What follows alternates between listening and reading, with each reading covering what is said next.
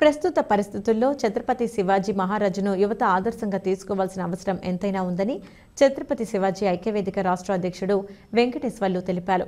రేపు శివాజీ మహారాజ్ జయంతిని పురస్కరించుకుని కడప నగరంలో శివాజీ శోభాయాత్ర నిర్వహించారు. కడప నగరంలోని బిల్డప్ సర్కిల్ సమీపంలోని అంబా భవానీ ఆలయం వద్ద నుండి శోభాయాత్రను ప్రారంభించారు.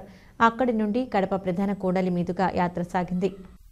ఫిబ్రవరి 19వ తేదీ ఛత్రపతి శివాజీ మహారాజ్ యొక్క జయంతి ప్రతి సంవత్సరము మన భారతదేశంలో ప్రతి పల్లె, ప్రతి పట్టణంలో, ప్రతి పల్లెలో, మారుమూల గ్రామాల్లో కూడా ఎంతో దిగ్విజయంగా, ఎంతో అట్టహాసంగా, ఎంతో సంతోషంగా, ఎంతో ఉత్తేజభరితంగా హిందూ బంధువులందరూ కూడా సమైక్యంగా, ఐక్యంగా ఈ ఛత్రపతి శివాజీ మహారాజు యొక్క జయంతిని ప్రతి సంవత్సరము జరుపుకుంటున్నందుకు, అదే మన పట్టణంలో మన హిందూ సోదరీమణుల సహకారంతో, హైందవ బంధువుల సహకారంతో ఈ రోజున ఈ ఘనంగా ఈ దిగ్విజయ యాత్ర అంటే ఫిబ్రవరి 19 రేపు సోమవారం వస్తుంది.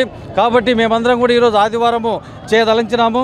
కాబట్టి ఈ రోజున ఫిబ్రవరి 18వ తేదీన ఛత్రపతి శివాజీ గారి జయంతిని మేము ఘనంగా కడప పట్టణంలో అద్వితీయ జయంగా ఇన్ని సంవత్సరాల నుంచి మేము జరుపుతున్నా కూడా ఏ రోజున ఇంతటి ఉత్సాహము, ఇంత హైందవ బంధువుల సమూహము నేను చూడనే లేదు.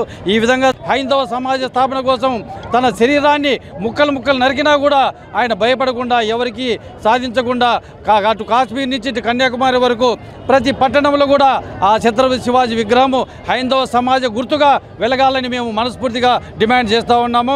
శివాజీని మనందరము ప్రతి పల్లెలో ఈ రోజున రేపు అంటే ఫిబ్రవరి 19వ తేదీన భారతదేశంలోని ప్రతి పల్లెల్లో కూడా ఆయన విగ్రహము ఈ హైందవ జెండా, హిందూ జెండా ఎగురుతుందని నేను మనస్ఫూర్తిగా ఆశిస్తూ కోరుకుంటున్నాను.